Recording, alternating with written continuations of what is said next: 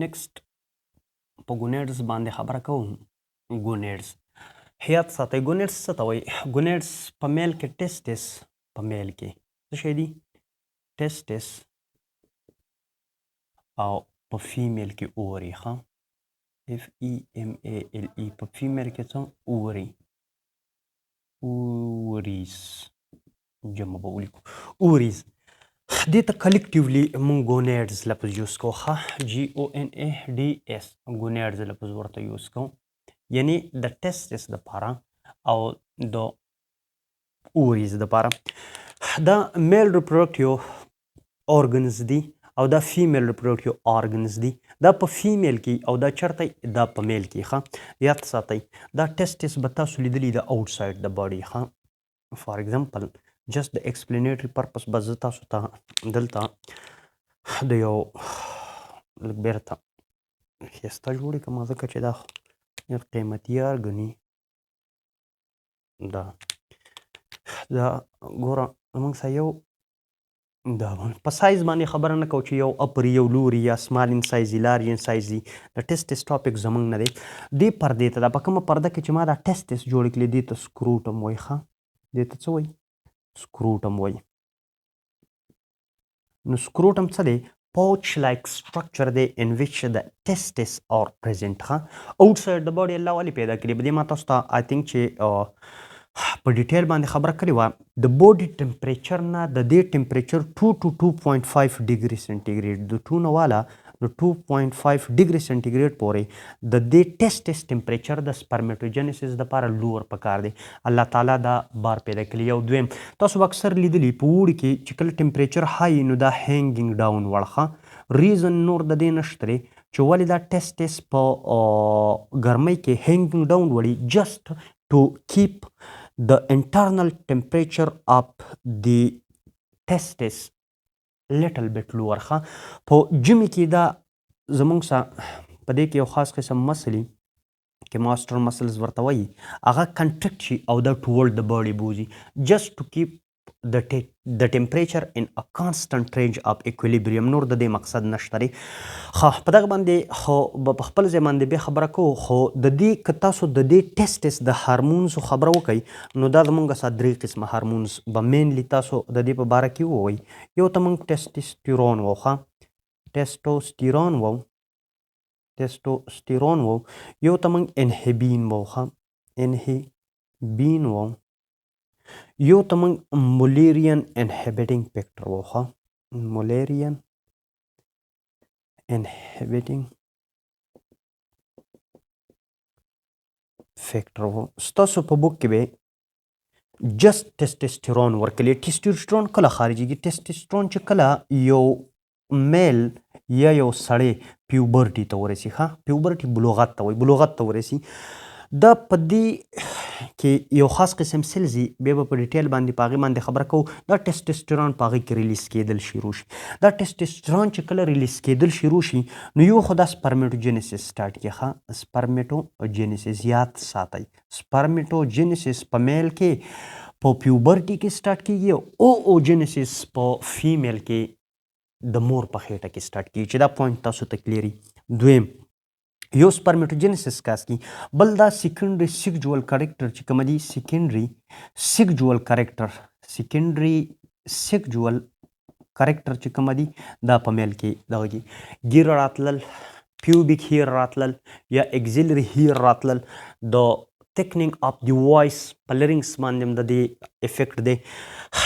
مینلی دا زموږ د باډي بیزل میټابولیک ریټ هم انکریز کوي دا ټیسټوسټیرون. خو چې تاسو ته سمپل دومره کلیر وي ټیسټوسټیرون چېرته خارجېږي؟ دا په ټیسټس کې خارجېږي. او په چا کې خارجېږي؟ په میل کې خارجېږي. په فیمیل کې دا هم لیټل بیټ انډروجنس خارجېږي، خو په هغې موږ خبره نه کوو. ښه څه کار کوي؟ کار دا کوي چې دا سیکنډري سیکجوال کریکټرز چې کومه دي په پیوبرټي کې دا په میل کې راولي. دویم دا سپرمیټوجینیسس چې کله سټارټ شي تاسو ته پته ده چې بیا زموږ سره سپرم فارمیشن سټارټ شي، او د سپرم فارمیشن نه بعد بیا زموږ سره چې که څوک چېرته واده وکړي نو د هغو بیا څه کېږي؟ بچي کېږي. که موږ په دغه باندې خبره وکړو په اوري باندې، نو اوري زموږ سره څه شی دي؟ اوري دا زموږ سره په فیمیل کې. ښه دا په فیمیل کې فار ایگزامپل زه به تاسو ته جسٹ ایکسپلینیټري پرپس دپاره یو ساده شانته فیمیل جوړه کړم.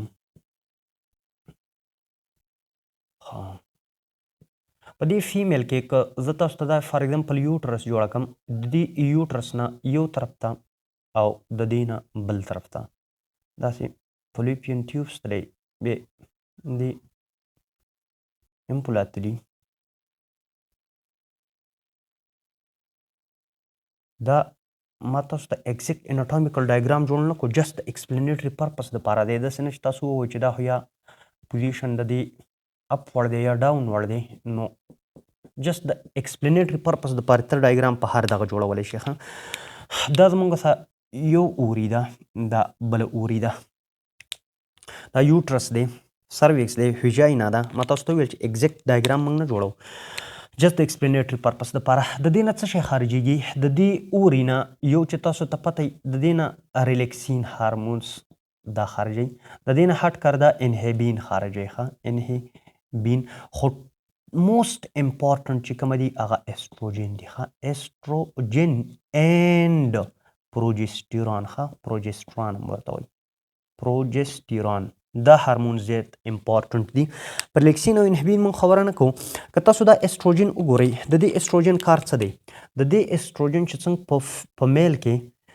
د ټیسټسټرون کار دی داسې په ایسټروجن کار دی په فیمیل کې یو خو دا ایسټروجن راشي او د دې بریسټ سایز چې کوم دی د بریسټ سایز په فیمیل کې ویت پروجسترون دا څه کوي دا انکریز کوي ښه د بریسټ سایز د بریسټ سایز انکریز کی یو دویم دا په دې کې سیکجوال کریکټر راولي سیکنډري سیکجوال کریکټر په دې کې راولي دویم دا کار دا کوي چې دلته د دې پرولیپریشن سټارټ کې ښه په پیوبرټي ته چې کله ورسي په دې فیمیل کې دا پرولیپریشن اف د انډومیټریوم د دې لپاره کومه پریګننسي راځي یا کوم فیټس راځي هغه لپاره دا پریپیر کی دلته پرولیپریشن دا سټارټ کی دا ټیکنیک اف د یو انډومیټریوم سټارټ کی او کله چې بیا دا پروجسترون راشي نو دا مزید د دې ټیکنیک انکریز کی ښه دا مزید ټیکنیک څوک انکریز کی ویسکولرایزیشن څوک کی موست ګلینډورل دا څوک کی دا به پروجسترون کی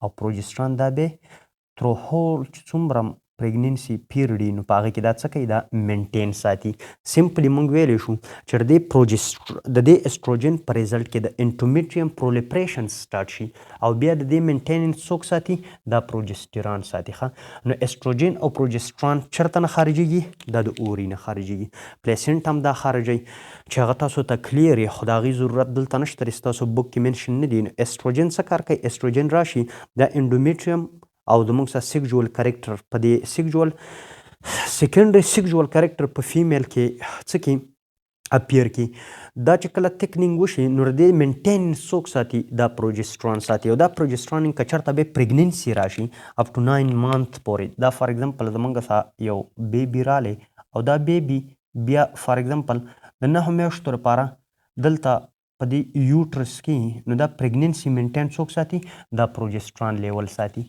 د دې نه هټ کر دا پروجسترون لیول چې کومه دی دا د فیمیل منشوال سایکل چې کومه دی هغه زموږ څه کوي انهبټ کوي نو دا زموږ سره لیټل بیټ د دې څه دي د دې هارمونس لوکیشنز دی چې په کوم ځای کې خارجېږي او د دې فنکشنز دی چې مین فنکشنز څه دی او د دې زموږ څخه که چېرته کمی یا زیاتې راشي نو مینلی خبره دا ده چې دا هارمونس که سیوا شي نو څه مسله به او که کم شي نو د کمېدو خو دا وجه ده چې بیا به چا بچي نه کېږي نو اکثر په زنانو کې به تاسو لیدلی چې د هغو پریګننسي یا ایبارشن کېږي که سپانټینیس ایبارشن دی او یا د هغو پریګننسي مینټین نه پاتې کېږي نو بیا ورته موږ اګزوجینیس څه شی ورکوو دا پروجسترون سینتیټیک هارمونز ورته ورکوو او بیا په کیس باندې ډیپینډ کوي چې څومره ټیمه پورې دا موږ ورکو ښه نو دا موږ د څه لپاره ورکوو ټو ریټین د پریګننسي ښه دا زموږ څه شی دی دا زموږ څه فیمیل